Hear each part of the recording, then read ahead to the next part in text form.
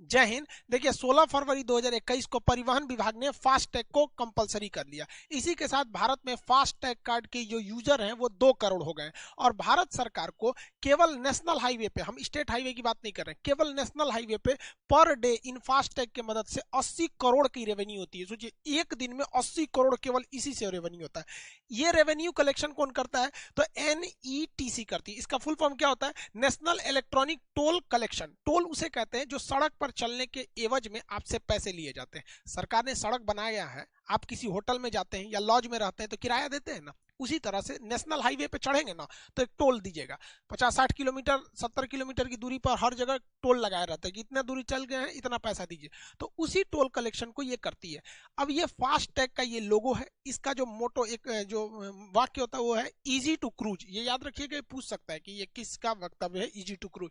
तो ये fast tag का, इसको समझते हैं कि फास्ट टैग टोटली काम कैसे करता है, ये कितने टाइप का होता है और कितने कलर का होता है और RFID टेक्नोलॉजी क्या है। फास्टैग एक ऐसा सिस्टम होता है जिससे आपसे पैसे को डिडक्ट कर लिया जाता है। इसका प्रयोग दिल्ली मेट्रो या कोई भी मेट्रो बहुत पहले से कर रही है। आप दिल्ली मेट्रो में जाएंगे तो अगर आपको 1-2 बार जाना है तो आप टिकट कराएंगे क्वाइन की तरह, लेकिन आप रेगुलर कस्टमर है वहां के तो आपको कहा जाता है कि एक काम कीजिए, आप बनवा लीजिए स्मार्ट कार्ड बनवा लीजिए, यानी फास्टैग बनवा लीजिए। इसमें क्या है कि आप फास्टैग बनवाइएगा तो उसमें पूछेगा कितना का रिचार्ज कर दे, उसको 500 रुपया दीजिए, 600, 1000 जितना करिएगा वो इस कार्ड में आपके रिचार्ज कर देगा। जैसे ही कार्ड आप इस पे दिल्ली मेट्रो के यहाँ पर स्कैनर पे चिपकाएंगे ये फाटक खुल जाएगा। बस यही है फास्टैग, वहां पे आपको चिपकाना है, फाटक खुल जाना है। तो सरकार ने दिमाग लगाया कि ऐसे ही एक कार्ड हम बनवा देते हैं गाड़ियों पे। बार बार टोल में जाके पैसा पर्ची कटवाओ, टाइम लगता था, लंबी 2-2 किलोमीटर लंबी टोल प्लाजा पे लाइन लग जाती थी। तो इसीलिए फास्टैग अब गाड़ियों में लगा दिया गया। यही है आपका फास्टैग, इस तरह से दिखता है। इसके ये एकदम समझिए आपका एक मेमोरी, जिस तरह से आपका सिम कार्ड होता है ना वैसे ये भी होता है। उसमें रिचार्ज करा दीजिए, आप अपने सिम कार्ड में लगाते हैं ना रिचार्ज, वैसे इसमें करा दीजिए। इसको गाड़ियों के विंड शील्ड पर लगाया जाता है। विंड मतलब हवा, शील्ड मतलब बचाना। जिस तरह से कोरोना से बचाने वाली कोविड शील्ड दवा है, कोविड से बचाएगी कोविड शील्ड, उसी तरह ड्राइवर को विंड यानी हवा से बचाता है विंड शील्ड, तो इसे विंड शील्ड कहते हैं। इसको लगाने से फायदा ये होता है कि जिस तरह से दिल्ली मेट्रो को आपको स्कैनर के पास जाके आपको ये कार्ड सटाना पड़ता था, इसमें सटाने की जरूरत नहीं है। टोल प्लाजा में ऊपर स्कैनर लगा हुआ है, जैसे गाड़ी जाएगी ऊपर से देख लेगा, हाँ लगाया है, खटाक से काट लेगा। जिस तरह यहाँ पैसा कटा वैसे यहाँ कट गया। कभी कभी क्या होता है दिल्ली मेट्रो में, हम एक बार मेरे साथ भी हुआ था कि ये कार्ड में ना पैसे ही खत्म हो गए, तो वहां गए तो सटाए तो खुला ही नहीं। तो हम पूछे भाई खुल क्यों नहीं रहा है, मेरा कार्ड गड़बड़ नहीं है? तो कहने का सर पैसे खत्म है। तो जस्ट इसके बगल में ऑफिस था, हमने वहां पे ले जाके कैश 200 रुपया डाल दो, तो उसने रिचार्ज कर दिया, फिर सटाए तो खुल गया। वैसे यहाँ पे भी है, आप क्या कीजिए, इसी टाइप का कार्ड है फास्टैग, यहाँ अपने विंड शील्ड पे बीच में चिपकाइए, साइड में नहीं चिपकाया जाता है, गड़बड़ा जाएगा, बीच में चिपका लीजिए और आपके पैसा काट लेगा, उसके इसके अंदर से पैसा काट लेगा। बाई दी वे अगर गए पता चला पैसा ही नहीं है तो बता देगा कि सर आप में पैसा ही नहीं है, तो फिर खुलेगा ही नहीं, वो टोल प्लाजा का गेट ही नहीं खुलेगा। इस फास्टैग में आप चाहते हैं तो 100 रुपया रख सकते हैं, मिनिमम 100 रुपया आपको रखना होता है। इसमें रिचार्ज 100 रुपया का होता है और मैक्सिमम 1 लाख का रिचार्ज करा सकते हैं। सरकार ने एक और सुविधा दिया कि आपको बार बार रिचार्ज नहीं कराना पड़े दिल्ली मेट्रो के कार्ड की तरह। आप इसे क्या कीजिए, अकाउंट से जोड़ दीजिए कि जब जब कटेगा तो आपके अकाउंट से डाल दिया जाएगा, क्योंकि अकाउंट में तो पैसे नॉर्मल रहते ही हैं।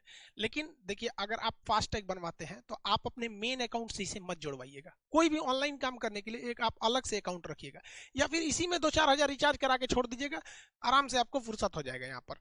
तो ये आप इसको समझ गए, ये काम करता है RFID टेक्नोलॉजी पर। ये RFID जो टेक्नोलॉजी होती है इसका पूरा नाम होता है रेडियो फ्रीक्वेंसी आइडेंटिफिकेशन डिवाइस है ये, ठीक है। तो ये रेडियो फ्रीक्वेंसी पे एक फ्रीक्वेंसी छोड़ती है जिससे ये पकड़ लेती है। इसमें 2 डिवाइस लगे होते हैं, एक को कहते हैं पैसिव, यानी ये शांति से बैठा हुआ है क्योंकि इसमें कोई भी बैटरी नहीं लगी होती है, कोई बैटरी नहीं। जैसे आपका सिम कार्ड एक पैसिव है, उसमें बैटरी नहीं है, सिम कार्ड बाहर रख देंगे तो किसी काम का नहीं, वो आपकी मोबाइल की बैटरी यूज करता है। तो ये पैसिव होता है, ये कहाँ लगा रहता है, फास्टैग में। इसमें ये पैसिव है, इसमें कोई भी बैटरी नहीं दी गई रहती है। दूसरा डिवाइस होता है जिसे कहते हैं एक्टिव, इसके अंदर बैटरी लगी होती है। ये कहाँ लगा होता है, तो टोल प्लाजा के ऊपर ये लगा होता है, स्कैनर में लगा होता है। तो स्कैनर जो होता है वो एक्टिव होता है, एक्टिव RFID उसे कहते हैं। और जो फास्टैग होता है उसे हम लोग कहते हैं पैसिव RFID के नाम से जानते हैं। जैसे ही आपकी गाड़ी टोल प्लाजा में घुसती है तो ब्रेकर लगा होता है, आपको कंप्लीट नहीं रुकना है, थोड़ा सा स्पीड धीमा करेंगे तो ऊपर से स्क्रीन स्कैन कर लेगा आपके किसको, ये जो ऊपर फास्टैग लगा है, और वहां से अकाउंट काट लेगा, उतना पैसा कट जाएगा, आपको मैसेज आ जाएगा और अगर अकाउंट में पैसे नहीं हैं तो फिर वो गेट नहीं खुलेगी, आगे का जो बूम बैरियर होता है वो नहीं खुलेगा। तो वो बताएगा आपको कि सर आपके अकाउंट में पैसे नहीं है, तो फिर आपको मैनुअली देने पड़ेंगे वहां पर। जैसे ये ऊपर से देखिए यहाँ पर स्कैनर लगा हुआ है, ये गाड़ी जा रही है तो यहाँ से ये वेव छोड़ता है, रेडियो वेव, और ये स्कैन कर लेता है।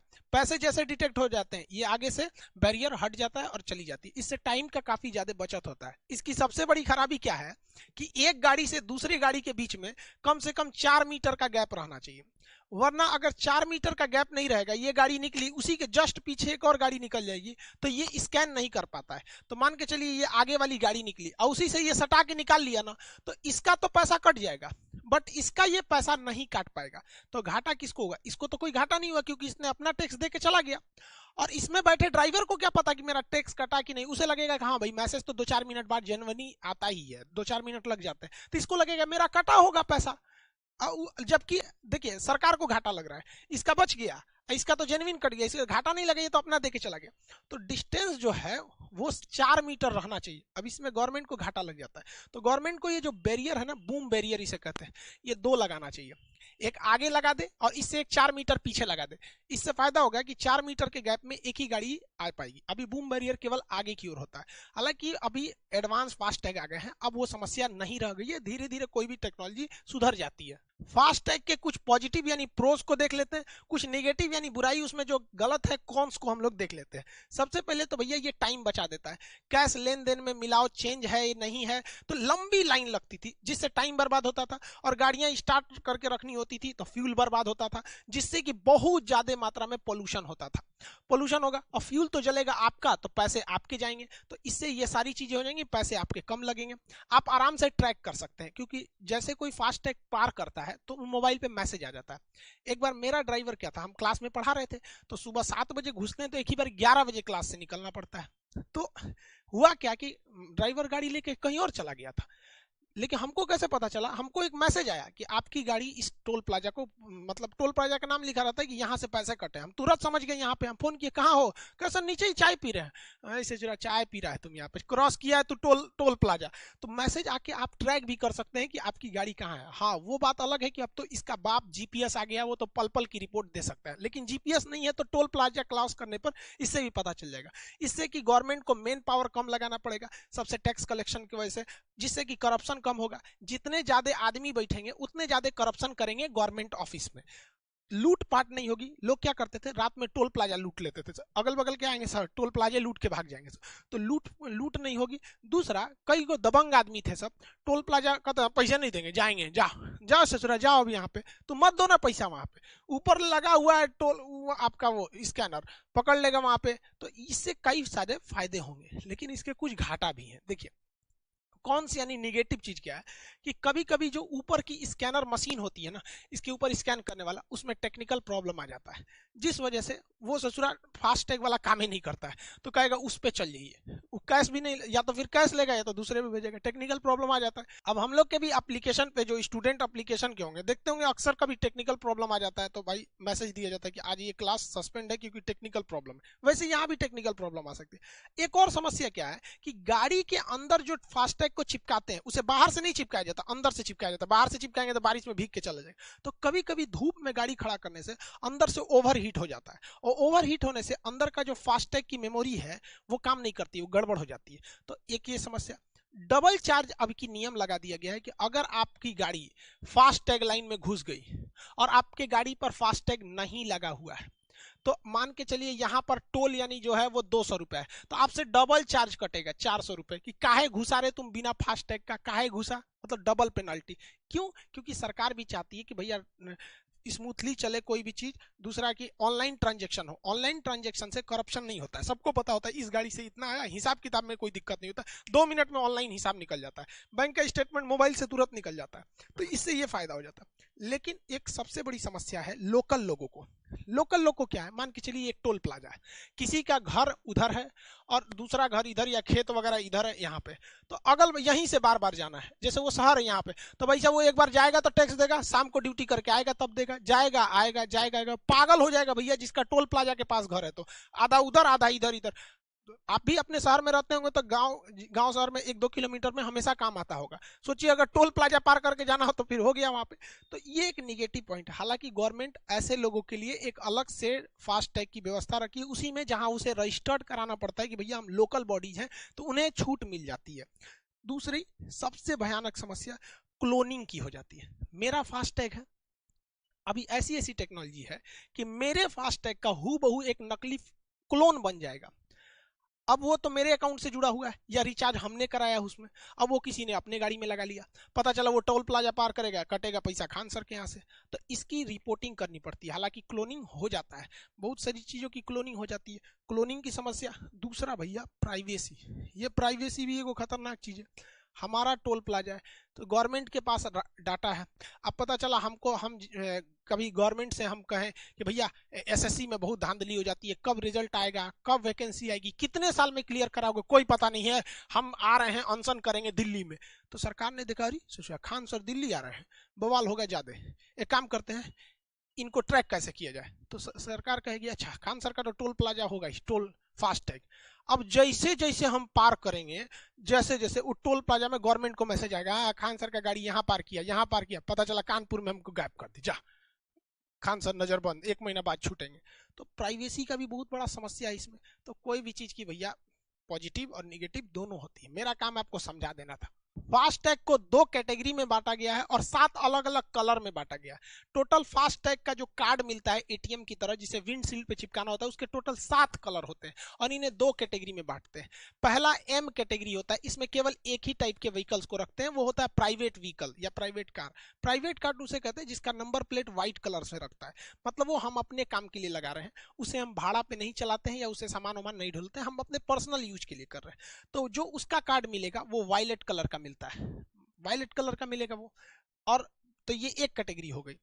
बाकी जो है एन टाइप, देखिए इसे हम लोग रखे हैं एम टाइप में प्राइवेट व्हीकल को, और जो कमर्शियल है जो भाड़ा ढोने के लिए है, कमाने के लिए है, ये सब के लिए उसे हम लोग रखते हैं एन टाइप में। एन टाइप में टोटल 6 कलर के आते हैं। तो एन टाइप में जो कलर है वो 6 हैं, तो 6 यहाँ 1 यहाँ, तो टोटल कलर हो गए 7। और फास्ट टैग की कैटेगरी हो गई 2, एक एम टाइप प्राइवेट और एन टाइप में कमर्शियल। एन टाइप में अलग अलग को समझते हैं। देखिए अलग अलग फास्ट टैग के कलर होते हैं, कलर में कंफ्यूजन नहीं होना है, आपका कलर अलग होगा, आपके एटीएम का भी अलग अलग कलर होता होगा। तो ये अलग अलग कलर के मिलते हैं, बट ये स्पेसिफिक होते हैं, ये कलर इन्हीं को मिलेगा। जैसे पर्सनल गाड़ी है तो आपका वायलेट कलर का मिलेगा, तो ये आपकी पर्सनल गाड़ियों पे लग जाएगा वायलेट कलर का। बाकी ये कलर किसको मिलेंगे अलग अलग गाड़ियों पे, उसको समझते हैं। देखिए अगर आपका कमर्शियल गाड़ी है, कमर्शियल मतलब जिसपे आप गाड़ी उड़ी ढोते हैं, पिकअप हो गया या फिर आपका लोडर छोटा मोटा हो गया वो सब, तो उसका आपका ऑरेंज कलर का कार्ड मिलेगा फास्टैग। लेकिन अगर आपकी गाड़ी थोड़ी हैवी लोडेड है बट उसमें 2 ही एक्सल है तो ग्रीन कलर का मिलेगा, तो उसका कार्ड बस ग्रीन कलर हो जाएगा। अब ये एक्सल आपको नहीं समझ में आया कि भाई ये एक्सल क्या होता है, तो एक्सल देखिए किसे कहते हैं, ये चक्का है, ये चक्का है, तो 2 चक्कों को बीच से जोड़ने वाला ये रॉड जो होता है ये एक्सल कहलाता है। ये व्हील है, देखिए ये व्हील है, ये एक्सल है। जैसे कार है, कार में आपको 2 ही एक्सल मिलेंगे, एक ये एक्सल है और एक ये एक्सल है, ठीक है, तो यही 2 एक्सल मिलते हैं। जैसे ये कार है 2 एक्सल है, तो एक्सल तो इसमें 2 ही है बट व्हील 2 थोड़ी है, व्हील तो 4 है, 2 ये इस साइड में 2 इस साइड में, तो आप एक्सल समझ गए होंगे। तो एक्सल के हिसाब से आप दूसरा एक्सल देखिए ना, ये गाड़ी है मिलिट्री की, तो इसमें कितने एक्सल है, एक यहाँ एक्सल होगा, 2 3, तो इसमें टोटल 3 एक्सल है, 3 एक्सल होगा यहाँ पे। इसमें एक्सल गिनिए, एक इस वाले आमने सामने के लिए 1 एक्सल होगा, यहाँ दूसरा होगा, तीसरा, चौथा, तो इसमें 4 एक्सल की गाड़ी है। तो एक्सल पर ही लोड पड़ता है, बहुत सारा लोड तो ससुरा एक्सले रोकता है, वहां पर एक्सल कमजोर रहेगा टूट जाएगा गाड़ी।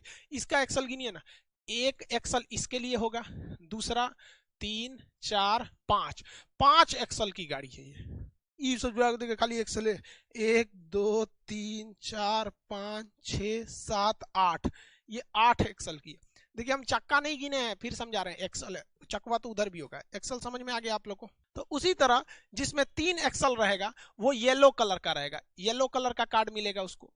और 4 5 या 6 एक्सल का है, मतलब 4 के लिए, 5 के लिए, 6 के लिए, एक्सल के लिए भी पिंक कलर ही रहेगा। अब जैसे ये पिंक कलर, ये 4 5 6 यही वाला आपको एक्सल दिया जाएगा यहाँ पे, मतलब कार्ड दिया जाएगा। और जिसका 7 एक्सल से ज्यादा है, 7 एक्सल से ज्यादा है, उसमें स्काई ब्लू दिया जाएगा। जैसे ये स्काई ब्लू है, तो ये जिसमें एक्सल की संख्या 7 है या 8 है या 9, उससे ज्यादा रहेगा तो उसको यही वाला दे दिया जाएगा।